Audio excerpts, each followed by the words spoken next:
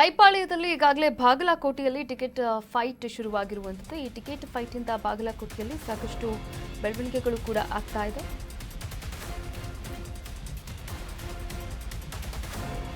ಕೈಪಾಳ್ಯದಲ್ಲಿ ಬಾಗಲಕೋಟೆಯಲ್ಲಿ ticket fight ಉಂಟಾಗಿದೆ. ಶೀಘ್ರವೇ ರಾಜ್ಯಕ್ಕೆ ಉಸ್ತುವಾರಿ ಸುರ್ಜೇವಾಲಾ ಅವರು ಭೇಟಿಯನ್ನ ಕೊಡಲಿದ್ದಾರೆ. ಬಾಗಲಕೋಟೆ ಕ್ಷೇತ್ರ ಟಿಕೆಟ್ಗಾಗಿ ಭರ್ಜರಿ ಪೈಪೋಟಿ ನಡೆಯುತ್ತಿದ್ದು ಎಚ್.ವೈ. ಮೇಟಿ ಕುಟುಂಬದಲ್ಲಿ ಬಹಿರಂಗವಾಗಿ ಗುದ್ದಾಟ ನಡೀತಾ ಇದೆ. ನಿನ್ನೆ ಸಿಎಂ ಸಿದ್ದರಾಮಯ್ಯ ಅವರನ್ನ ಭೇಟಿಯಾಗಿದ್ದಾರೆ ಮೇಟಿ ಕುಟುಂಬಸ್ಥರು.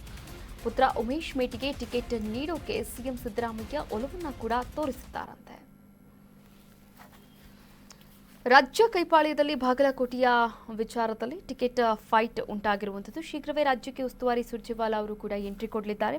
ಬಾಗಲಕೋಟೆ ಕ್ಷೇತ್ರದಲ್ಲಿ ಟಿಕೆಟ್ಗಾಗಿ ಭರ್ಜರಿ ಪೈಪೋಟಿ ನಡೀತಾ ಇದ್ದು ಯಾರಿಗೆ ಈ ಒಂದು ಟಿಕೆಟ್ ಲಭಿಸುತ್ತೆ ಎನ್ನುವಂತಹ ಕುತೂಹಲ ಕೂಡ ಹೆಚ್ಚಾಗಿರುವಂಥದ್ದು. ಈಗಾಗಲೇ ಎಚ್.ವೈ. ಮೇಟಿ ಕುಟುಂಬದಲ್ಲಿ ಬಹಿರಂಗವಾಗಿ ಗುದ್ದಾಟವನ್ನ ನೋಡ್ತಾ ಇದ್ದಾರೆ ಅಲ್ಲಿನ ಜನರೆಲ್ಲರೂ ಕೂಡ.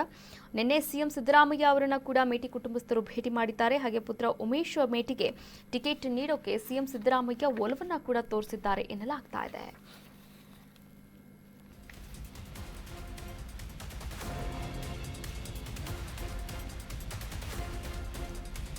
ಆದರೆ ಉಮೇಶ್ಗೆ ಟಿಕೆಟ್ ಕೊಡೋ ವಿಚಾರಕ್ಕೆ ವಿರೋಧ ವ್ಯಕ್ತವಾಗ್ತಾ ಇದೆ.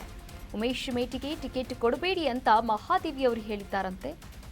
ಚುನಾವಣೆಯಿಂದ ಹಿಂದೆ ಸರಿಯಲ್ಲ ಅಂತ ಮಹಾದೇವಿ ಅವರು ಹೇಳಿದ್ದಾರೆ. ಜಿಲ್ಲೆಗೆ ತೆರಳಿ ಒಟ್ಟಿಗೆ ಸುದ್ದಿಗೋಷ್ಠಿಯನ್ನ ಮಾಡಿ ಅಂತ ಸಿಎಂ ಸಿದ್ದರಾಮಯ್ಯನವರು ಕೂಡ ಹೇಳಿದ್ರಂತೆ. ಟಿಕೆಟ್ ಫೈಟ್ನಲ್ಲೇ ಊರಿಗೆ ತೆರಳಿದ್ದಾರೆ ಮೇಟಿ ಕುಟುಂಬಸ್ಥರು. ಬಾಗಲಕೋಟೆಯ ಟಿಕೆಟ್ ಸಂಬಂಧ ಶೀಘ್ರದಲ್ಲೇ ಮತ್ತೆ ಸಭೆ ಕೂಡ ನಡೆಯಲಿದೆ. ಸಿದ್ದರಾಮಯ್ಯ ಮತ್ತು ಸುರ್ಜೇವಾಲಾ ನೇತೃತ್ವದಲ್ಲಿ ಈ ಒಂದು ಮೀಟಿಂಗ್ ನಡೆಯಲಿದೆ.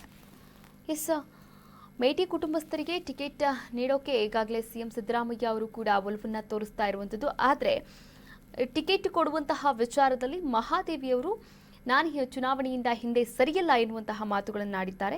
ಹೀಗಾಗಿ ಸಿಎಂ ಸಿದ್ದರಾಮಯ್ಯ ಇವರಿಬ್ಬರಿಗೂ ಕೂಡ ಹೇಳಿದ್ದಾರೆ, ನೋಡಿ ಇಬ್ಬರೂ ಕೂಡ ಜಿಲ್ಲೆಗೆ ತೆರಳಿ ಒಟ್ಟಿಗೆ ಒಂದು ಸುದ್ದಿಗೋಷ್ಠಿಯನ್ನ ಕೂಡ ಮಾಡಿ ಪ್ರೆಸ್ ಮೀಟ್ ಅನ್ನ ಮಾಡಿ ಅಂತ ಕೂಡ ಸೂಚನೆಯನ್ನ ನೀಡಿರುವಂಥದ್ದು.